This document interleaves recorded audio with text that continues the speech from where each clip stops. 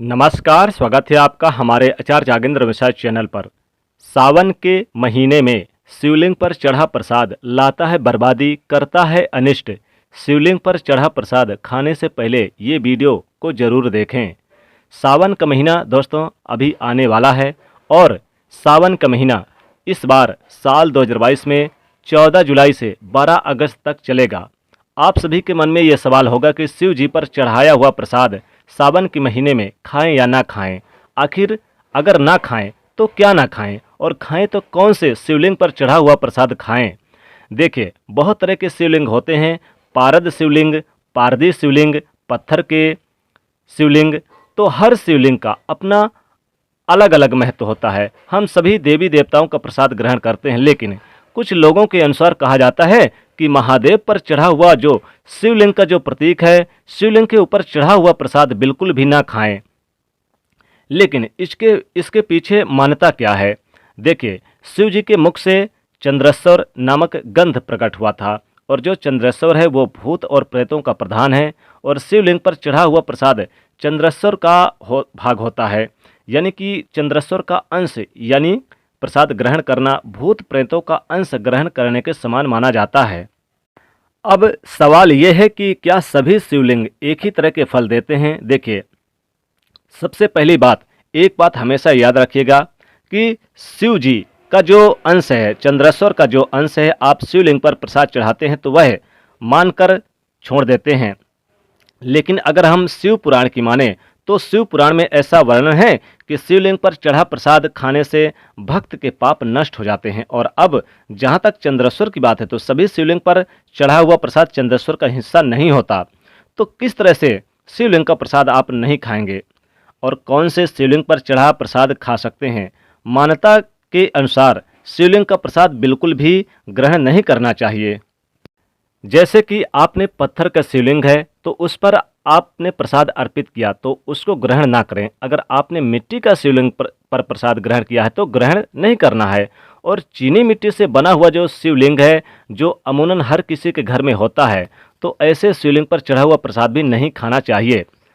क्योंकि दोस्तों अभी श्रावण का महीना आने वाला है 14 जुलाई से और 12 अगस्त तक रहेगा।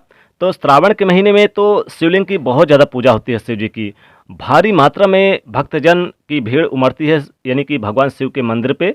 इसलिए विशेष रूप से इस बात का ध्यान रखिएगा। देखिए, साधारण पत्थर से बना हुआ, चीनी मिट्टी से बना हुआ जो शिवलिंग है वो प्रसाद भूलकर भी ना खाएं। कौन से शिवलिंग का प्रसाद खाइएगा? देखिए, इन प्रसादों को क्या करें, जो आपने साधारण पत्थर, मिट्टी, चीनी मिट्टी से बना हुआ प्रसाद, इसको आप किसी को भी नदी या जलाशय में प्रवाहित कर दें। लेकिन अगर आपने धातु से बने शिवलिंग का, पारद शिवलिंग का आपके घर में, तो उसके वो जो चंद्रेश्वर का अंश है उस प्रसाद उसका नहीं माना जाता। जैसे कि पारद शिवलिंग, ये जो और धातु से बने शिवलिंग, ये चंद्रेश्वर का प्रसाद नहीं माने जाते, इसलिए महादेव का भाग होता है। तो ऐसे प्रसाद को ग्रहण करके आप महादेव के पात्र बन सकते हैं, महादेव की कृपा के पात्र बन सकते हैं।